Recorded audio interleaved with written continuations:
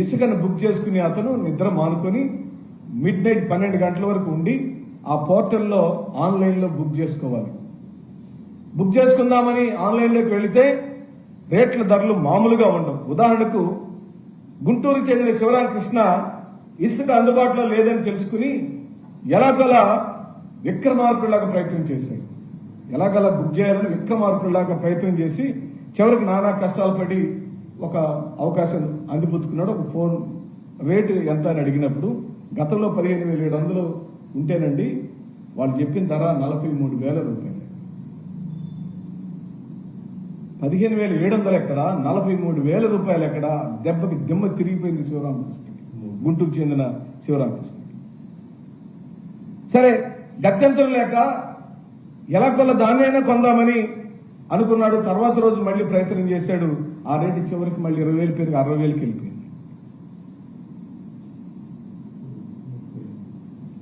3 times పెరిగింది, 4 times పెరిగింది. ఏం జరుగుతుంది రాష్ట్రంలో అని చెప్పి అడుగుతుంది. ఉచిత ఇసుక ఎక్కడికి పోయింది?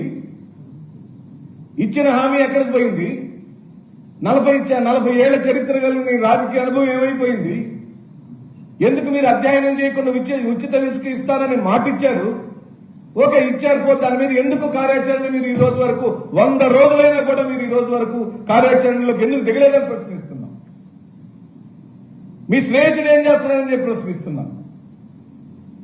మీ ఇంకో స్నేహితురాలని పురంధేశ్వరి గారు ఏం చేస్తున్నారని ప్రశ్నిస్తున్నాం. ఓహో, అందుక మీరు ఈ రోజున డైవర్షన్ పాలిటిక్స్ తెచ్చారు. ప్రజల యొక్క దృష్టిని మార్చాలని విశ్వ ప్రయత్నాలు చేస్తున్నారు.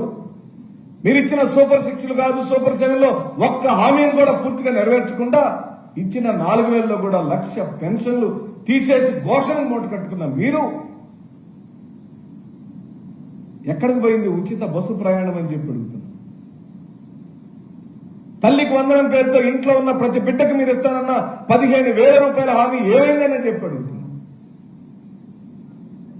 సిలిండర్లు ఎక్కడికి పోయిందని అడుగుతున్నాం. ఫీజు రింబర్స్మెంట్ డబ్బుల వ్యవహారం ఏమైందని అడుగుతున్నాం. ఖరీఫ్ సీజన్ లో రైతన్నలకు ఇస్తానన్న 20,000 రూపాయల డబ్బులు ఎక్కడికి పోయినాయి బాబు గారు అని అడుగుతున్నాం. ఒక్క ప్రశ్నకు కూడా సమాధానం లేక ఇంకా పైగా 45,000 కోట్ల రూపాయల అప్పులు తెచ్చుకున్నాం. మీరు ప్రజలారా, ఆంధ్ర రాష్ట్ర ప్రజలారా గమనించమని చెప్పి అడుగుతున్నాం. ఈ ఒక్క 4 నెలల కాలంలోనే 45,000 కోట్ల రూపాయల అప్పు తీసుకొచ్చిన చంద్రబాబు నాయుడు గారు 45,000 కోట్ల రూపాయల డబ్బులు ఎక్కడికి పోయినని అడుగుతున్నాం. ఎవరి మీద ఖర్చు పెట్టారని అడుగుతున్నాం. లెక్కలు చెప్పాల్సిందే అని అడుగుతున్నాం. ఏమైనా 100 రోజుల్లో నెట్ అడుగుతారని చాలా మంది వ్యంగ్యంగా మమ్మల్ని అంటున్నారు. అంటే 100 రోజులు ప్రజలు చచ్చిపోవాల్సిందేనా? అదే మా ప్రభుత్వం.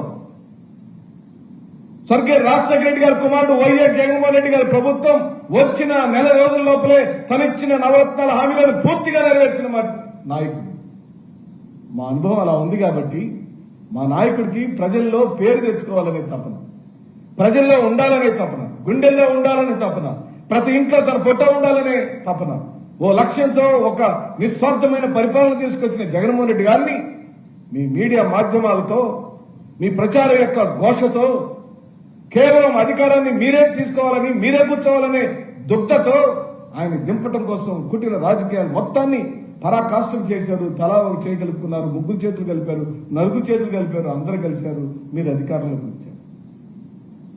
మీరు అధికారంలోకి వచ్చినప్పుడు వచ్చిన వాడు కొత్త సీఎం గారు కాదు కదా, మీరే చెబుతున్నారు కదా. 40 ఏళ్ల అనుభవం కలిగిన నారా చంద్రబాబు నాయుడు గారు హామీ ఇవ్వబోయే లెక్కలు వేయలేదా? తల్లికి వందనం లెక్కించినప్పుడు 15,000 రూపాయలు బిడ్డకిస్తానని మీరు మాట ఇచ్చినప్పుడు ఎంతమంది గవర్నమెంట్ స్కూళ్ళలో, ప్రైవేట్ స్కూళ్లలో అమ్మఒడి డబ్బులు తీసుకున్నారు? ఆ అమ్మఒడి డబ్బులు తీసుకున్న వాళ్ళందరికీ నువ్వు తల్లికి వందనం డబుల్ ఇవ్వాల్సి వచ్చింది కదా. ఆ ఇచ్చినప్పుడు నువ్వు లెక్కలు వేసుకోలేదా బాబు గారని అడుగుతున్నాం. ఓహో, తూతూ మంత్రంగా చెప్పావా? ఆర్టీసీ బస్సుల్లో మహిళలకు ఉచితమైన ప్రయాణం ఇస్తానని హామీ ఇచ్చిన నువ్వు ఆ రోజు లెక్కలు వేసుకోలేదా బాబు గారని అడుగుతున్నావు. ఉచిత గ్యాస్ సిలిండర్లు ఇస్తానన్న మీరు లెక్కలు వేసుకోలేదని అడుగుతున్నా. అంటే ఆ రోజు అనుభవం లేదండి. మీరు ఆర్థిక నిపుణులు కదా. ఈ భారతదేశంలోనే చంద్రబాబు నాయుడు గారికి వచ్చిన లెక్కలు ఎవరికి రావు కదా. వారు హైటెక్ ముఖ్యమంత్రి గారు కదా, వారు పెద్ద పేపర్ పెట్టుకొని కూర్చొని లెక్కలేసుకొని కదా హామీలు ఇచ్చింది. ఆ హామీల్లో ప్రధానమైన ఉచిత ఇసుక హామీ ఈ రోజున పూర్తిగా మీరు తుంగలో దొక్కారు, ప్రజలకు మోసం చేశారని వైఎస్ఆర్సీపీ భావిస్తుంది. ఇది నిజం. నిజం కాకపోతే కావాలంటే మీరు మీడియా సాక్షిగా నేను అడుగుతున్నాను మిత్రులారా, కెమెరాలు తీసుకొని రోడ్డు మీదకి రండి. ఉదయం 8 గంటల నుంచి 10 గంటల వరకు అన్నం లేని అభాగ్యులు, ఏ రోజు ఆ రోజు కూలీ చేసుకుని బ్రతికే కార్మికులు, పొట్ట కూటి కోసం ఉదయం నుంచి సాయంత్రం వరకు సిమెంట్ పని చేసుకునే భవన నిర్మాణ కార్మికుల యొక్క ఉసురు ఈ రోజున ఈ కూటమి ప్రభుత్వానికి తప్పకుండా తగిలే తీరుతుంది. ఎందుకంటే పని లేదు, పని లేదు, పని చేద్దామంటే పని లేదు. ఎందుకంటే ఇసుక కొరత. దానికి ప్రభుత్వం లెక్క చెప్పాల్సిందేనని మనస్ఫూర్తిగా మేము అడుగుతాం. మీరు తప్పించుకోవాలనుకుంటే వదిలే ప్రసక్తి లేదు. శ్రీ వైఎస్ జగన్మోహన్ రెడ్డి గారి నాయకత్వంలోని ప్రభుత్వం, ఈ పార్టీ ప్రతిపక్ష పార్టీని మీరు ఎన్ని జర్కులు ఇచ్చినా, ఎన్ని కేసులు పెట్టినా, ఎన్ని జైలు పాలు చేసినా, ఎన్ని అక్రమ కేసులు పెట్టినా, పోలీసులతో బెదిరించినా మేము మాత్రం ఒక్క అడుగు కూడా వెనక్కేసే ప్రసక్తి లేదు. ప్రజల పక్షాన నిలబడే తీరుతాం, ఓ జట్టుగా నిలబడతాం, సామాన్యుడి యొక్క గొంతుగా మారుతాం, కార్మికుల యొక్క కర్షకుల యొక్క గొంతుగా మారుతాం, రైతులకు అండగా నిలబడతాం, మహిళలకు మేము జగనన్న సైనికులుగా నిలబడతామని చెప్పి ఈ సందర్భంగా మనం బాధ్యత కలిగిన రాజకీయాలు చేద్దామని కోరుతున్నాం.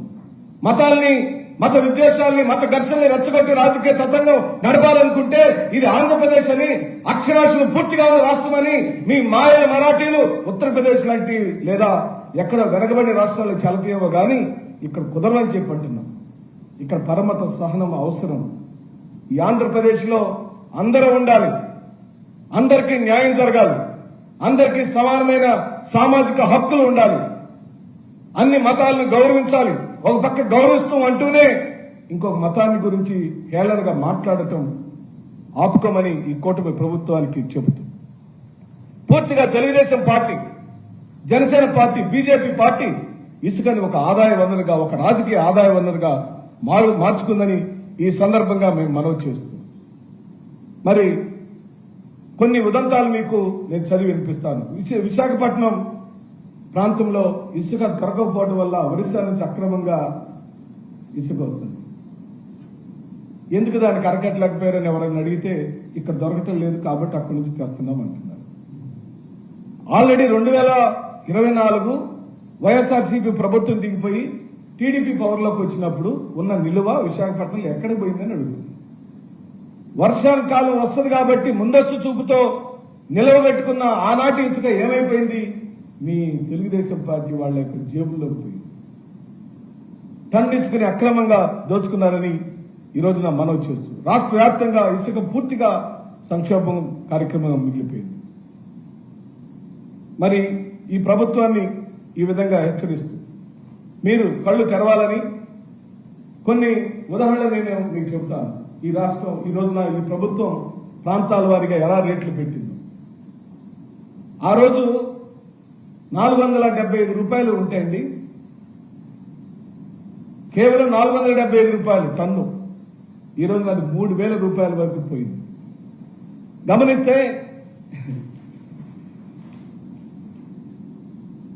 గుంటూరు వెస్ట్ లో మనకి ఇసుక ధర 18 టన్నులకు సంబంధించిన ధర వెస్ట్ లో 30,000 ఉంటే